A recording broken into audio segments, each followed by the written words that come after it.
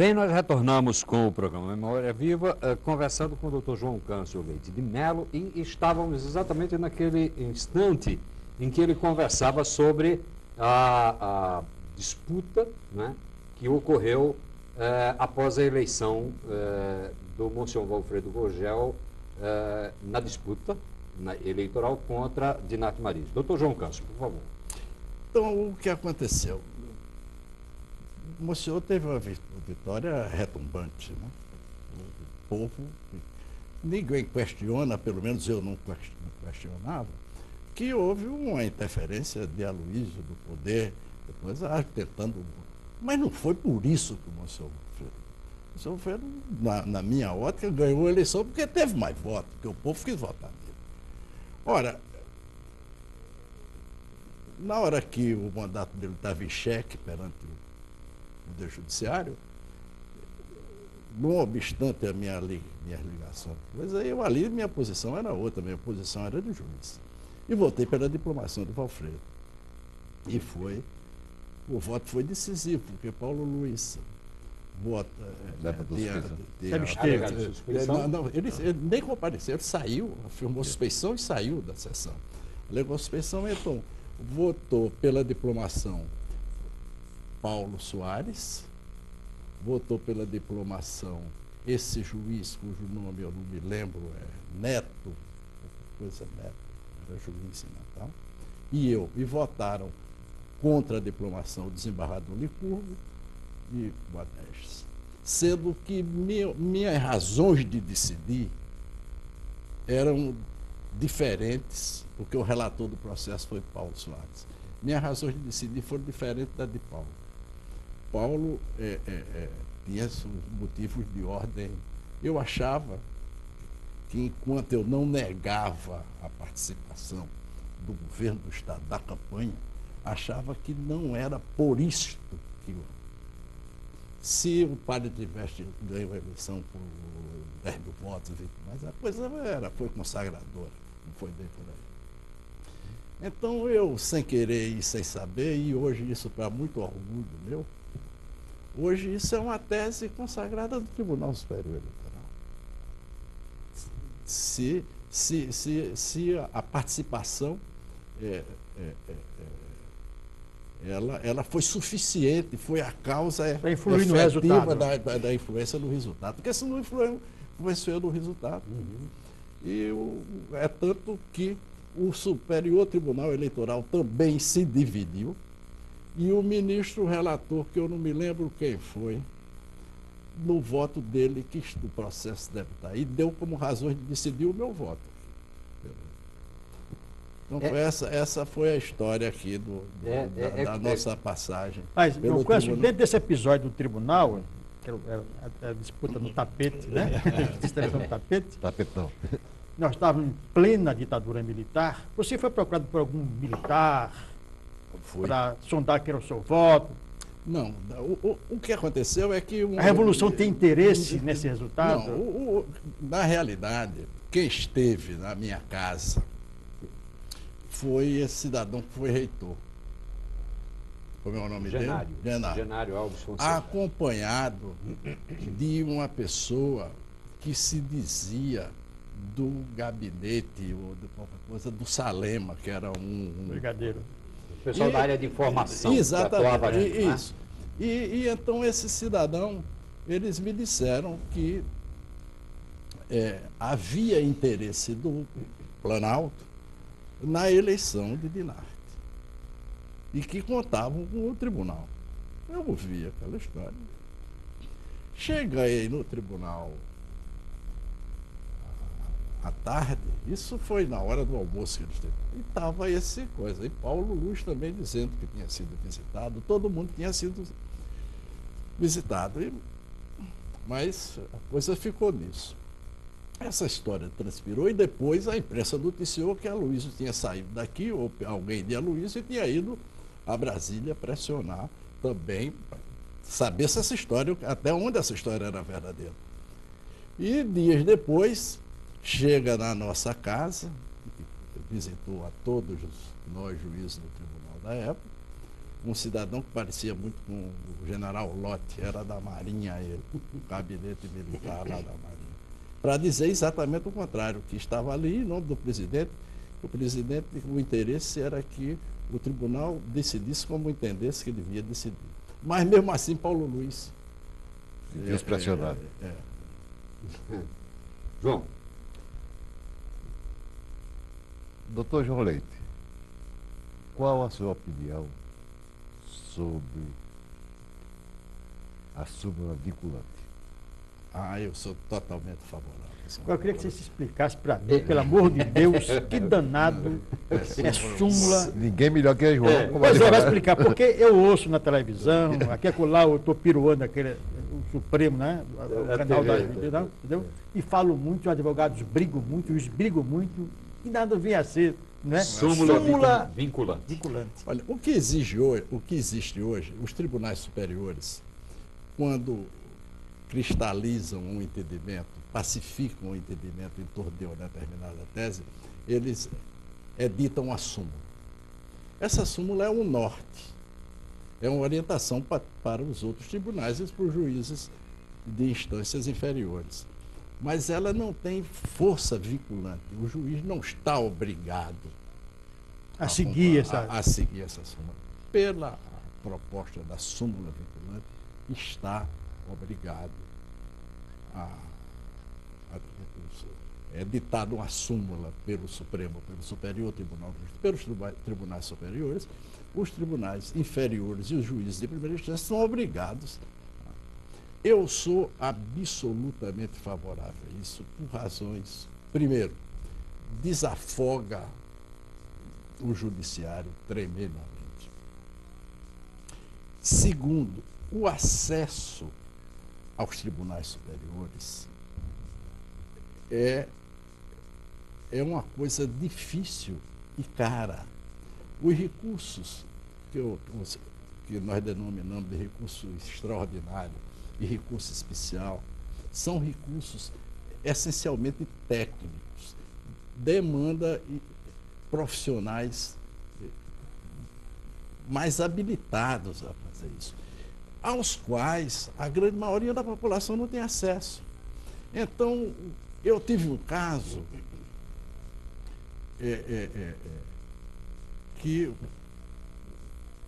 o Superior Tribunal de Justiça tinha um entendimento consolidado de que, mesmo antes da lei, da chamada Lei Saulo Ramos, ou quando entrou aquela que tornou impenhorável a casa do cidadão, nessa época eu advogava em São Paulo. O Tribunal de Justiça de São Paulo dizia o seguinte, que quando a lei entrou em vigor, se a casa já tivesse penhorada, ia a leilão. O Superior Tribunal de Justiça dizia de jeito nenhum. Não vai a leilão. Aí havia um problema técnico, até onde valia, penhora ou não valia. Então, se o pobre cidadão, dono de um casebre na periferia de São Paulo, tivesse tido seus bens penhorados por um banco e tivesse indo a leilão, e se ele não tivesse o dinheiro, e como não tinha para pagar um advogado que custa caro, um advogado que faz recursos extraordinários, ele não chegaria ao Superior Tribunal. E a casinha dele iria lá. Com a súmula vinculante, não. O tribunal aqui estava. Obrigado a obedecer. Obrigado a obedecer. A gente pode dizer que a súmula vinculante é a própria operacionalização da jurisprudência? Não, é a cristalização da jurisprudência. O problema chega dezenas, centenas, milhares de vezes ao tribunal. E o tribunal se firma numa determinada direção, consagrando uma determinada tese. Então, dizem os juízes de primeira instância, dizem os desembargadores, mas fica engessada a jurisprudência. Nós ficamos vistos numa camisa de força. E numa camisa de força vivemos todos nós. Eles estão numa camisa de força que eles são obrigados a cumprir a lei. Eles não podem decidir contra a lei. Apenas eles estão eles estão obrigados a dar uma interpretação à lei de acordo com o que o Superior Tribunal de Justiça já deu. E afinal de contas, constitucionalmente, compete ao Supremo Tribunal, ao Superior Tribunal de Justiça, dizer em última instância sobre a lei, a legislação infraconstitucional. E compete ao Supremo Tribunal Federal a dizer em última instância sobre a Constituição. Aliás, o americano já diz isso, não sei qual é a Constituição é o que o Supremo diz que ela é. Não estão discutindo agora a lei da mordaça. É verdade. Não, diz que o inquérito policial é a polícia, promotor público não pode. Quem pode ou não pode, quem vai dizer é o Supremo. Então a Constituição é o que aqueles 11 homens estão lá no Supremo Tribunal Federal. O Supremo vai interpretar a Constituição, né? Exatamente. João, Agora, na sua opinião, você é a favor ou contra o controle externo da magistratura? Sou totalmente a favor do controle externo da magistratura. Por quê? Por uma razão. Olha, eu vou lhe dizer uma coisa. Eu advogo em Natal de volta há 5 anos. Tem uma exceção que é no juízo da vara de família. Fora disso, não tenho uma sentença de mérito. Não tem sentença. Não julgam. Então, e eu não posso. Eu não tenho um cliente só.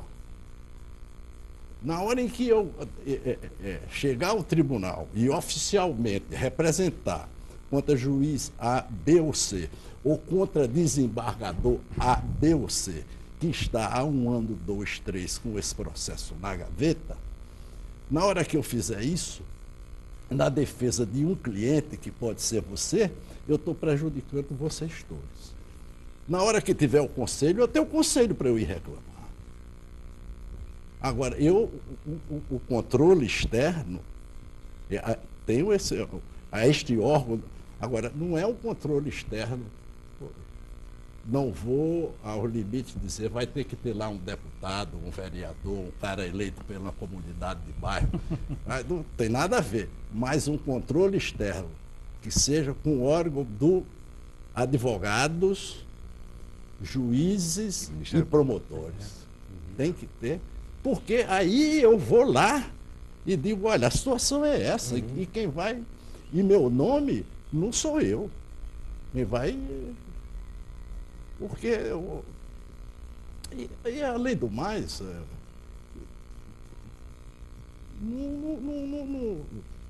não é do sentido das coisas a casta. O regime democrático é outra coisa, tem que haver, mas quem controla quem? É todo mundo controlando todo mundo. E João, por que esse medo dessa história? João, eu vou fazer uma pergunta, e ainda tem tempo para estar se Claro. Você estava advogando em São Paulo, estava muito bem em São Paulo, profissionalmente, vivendo muito bem, tive a oportunidade várias vezes de lhe encontrar em São Paulo, saímos para a noite, jantarmos fora, de conversar no seu escritório da famosa rua Avenida São Luís, aristocrática Avenida São Luís de São Paulo, nos anos 60. Agora está um pouco decadente, né? Mas é uma rua ainda, né? Boulevard. E por que você, de repente, nessa situação, vivendo a noite de São Paulo, todos os seus hábitos, tomando bom uísque, ouvindo uma boa música, num bom bar, num bom restaurante, entendeu? Convivendo com pessoas importantes, entre elas o nosso queridíssimo Walter Fontoura, um dos homens mais bem informados do Brasil, grande jornalista, e você, de repente, resolveu voltar para o grande ponto. Por quê? Olha, eu cansei de São Paulo. Aquilo lá é uma máquina de moer gente. Eu vivi. Agora, chega numa hora que você, quando está dentro daquele tumulto, e você precisa estar dentro daquele tumulto, então aquilo é normal. Você precisa daquilo. Eu só tenho condições de viver ali e viver daquela forma. Então, o relativo sucesso que eu obtive, na hora em que eu pude dizer, eu eu posso sair daqui, eu não quis mais. Prefiro ir lá, encontrar os amigos, beber um whisky, sair para jantar. Mas aquela pressão de ter a hora de você ser intranquilo. E outra coisa, uma das coisas que mais eu queria, que eu consegui, era ter um lugar para na sexta-feira sair de São Paulo e passar o fim de semana voltando. Eu consegui lá um lugar lindíssimo, um negócio que eu curtia demais, minha mulher, meus filhos, meus netos. Aí de uma hora para outra eu não pude mais curtir, porque todo dia eu era assaltado, todo dia. Quer dizer, não serve, né? Eu digo, eu prefiro ficar aqui. Porque Natal não tem ninguém, não tem vida melhor do que Natal. Não tem lugar melhor para se morar do que Natal. Bem, ainda bem que o Dr. João Câncio resolveu retornar para Natal e a prova de que ele acertadamente agiu está nesse programa. Nós tivemos a oportunidade de, nessa hora que passa tão rápida, conversar com uma figura exemplar de homem bem-sucedido, que não perdeu jamais a simplicidade, que raciocina tendo como norte o bom senso, que tem sabido viver a vida com intensidade, mas com equilíbrio, né, com sobriedade, e que nos deu um prazer enorme, né, ao dar o seu depoimento nessa série nova do programa Memória Viva.